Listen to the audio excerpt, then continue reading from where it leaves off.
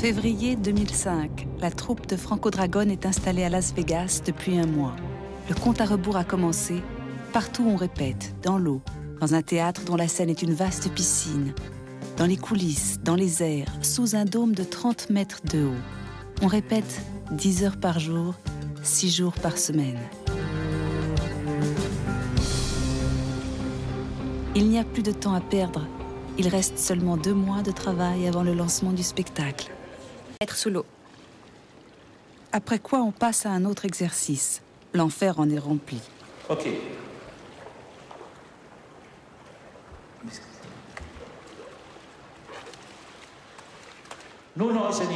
Silence.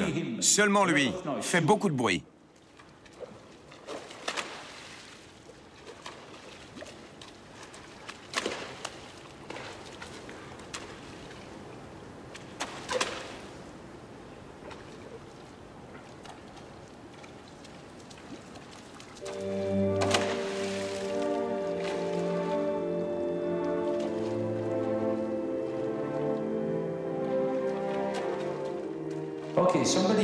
Quelqu'un d'autre. Merci, Richie.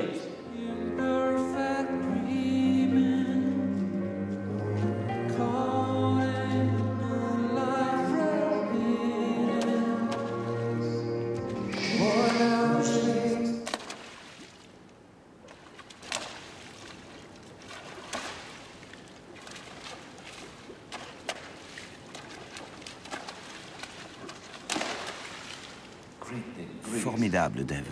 N'oublie pas ça. Alan? Détends-toi, Dave. Ça va? Dave et Alan. Tu peux le faire encore une fois, Dave?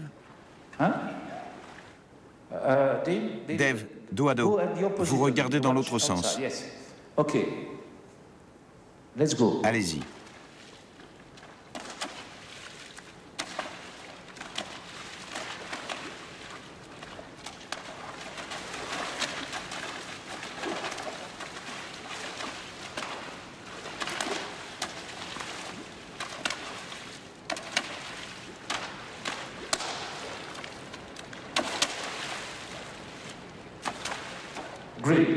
Formidable, merci. Ça va surprendre tout le monde. C'est vraiment fantastique. Je suis surpris moi-même. C'est magnifique ce que vous faites. Que l'eau soit toujours un partenaire et non pas un obstacle, disait Franco.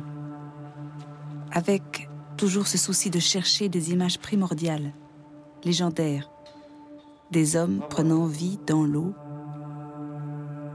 ou des poissons, la perdant hors de l'eau.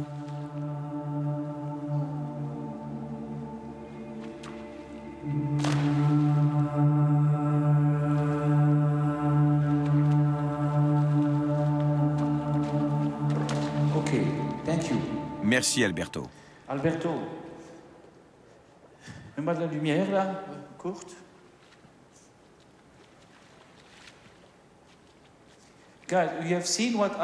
Vous avez vu ce que Alberto vient de faire? Est-il possible que certains d'entre vous fassent la même chose ensemble? Vous comprenez?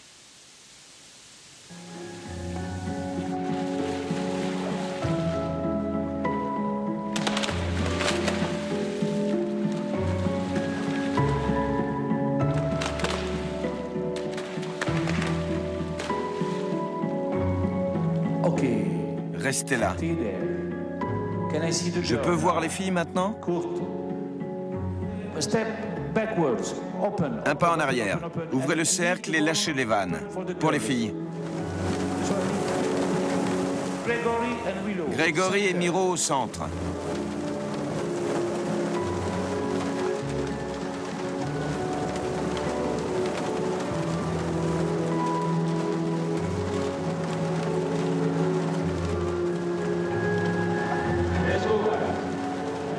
On repart, garçons et filles.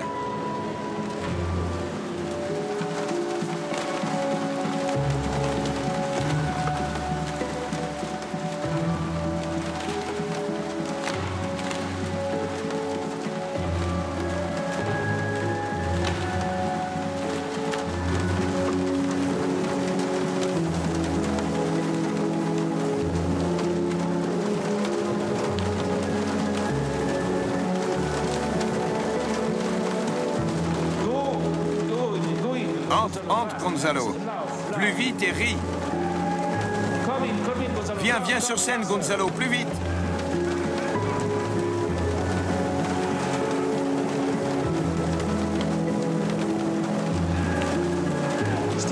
Restez là. Vas-y, Miro.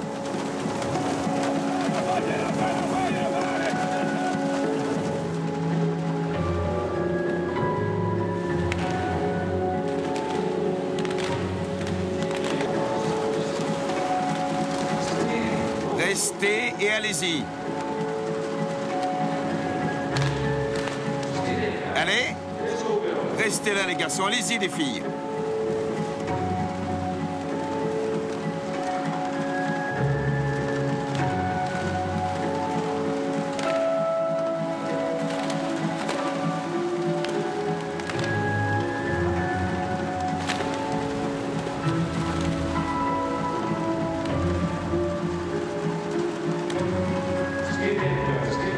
Restez là. Et doucement. Quand je vous dis go, vous vous relevez doucement. Aussi loin que Gonzalo. Allez-y, relevez-vous. Vous pouvez marcher. Allez-y doucement. Gonzalo, dehors. Ne viens pas. Marche juste sur la scène. Les garçons, relevez-vous. Les filles, relevez-vous aussi. Doucement.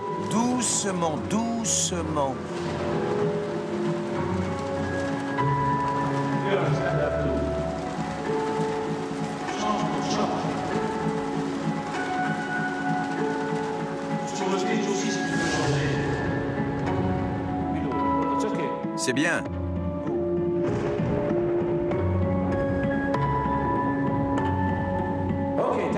Merci, arrêtez, merci. Thank you. Come, we know. Formidable.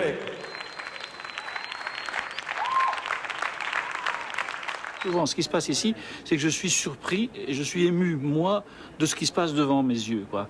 Et il y avait Willow, un des artistes, et Greg, qui m'avait montré quelque chose en Belgique, qui était une espèce d'équilibre. Et aujourd'hui, j'ai dit, c'est là qu'il faut le mettre. Mais j'ai commencé par autre chose. J'ai commencé d'abord par, je veux découvrir les corps, les ascenseurs à 2 cm sous l'eau, qu'est-ce que ça fait? Donc j'ai vraiment envie, pour moi, c'est une grande salle d'improvisation ici. Évidemment, c'est une grosse machine, et donc je sais comment l'appeler, puis je travaille avec des gens habitués, mais je me provoque. Et au début, c'est très dur. C'est comme toute la machine qu'il faut mettre en marche. Et puis petit à petit, la machine se met en marche. Et ça y est, là, ça se passe, quoi. Et je ne prépare quasiment rien. Parce que si je prépare, je vais vouloir retrouver ce que j'avais dans la tête, alors que je dois surtout être aux aguets de ce qui va se passer devant moi. La première fois que je suis venu aux États-Unis, c'était difficile d'expliquer aux Américains comment on allait travailler. Donc ils l'ont vu et ils ont été un peu impressionnés au début. Et après, petit à petit, au départ, on croyait que je n'avais pas, je ne savais pas où j'allais. Et donc, parce que je ne préméditais pas les choses selon eux, mais ce que je prémédite, c'est surtout l'exploration, faire bouger tout ça. Le luxe que je pense j'ai pu me permettre grâce aux différents spectacles que nous avons faits et qui ont réussi, c'est le temps. Ça, le temps est fondamental. Et alors, d'ailleurs, je disais aux artistes hier, en général, je pense au cinéma, on fait 2 minutes par jour. Ben, moi, c'est ce que je revendique ici, hein, c'est de faire 1 minute, 2 minutes par jour.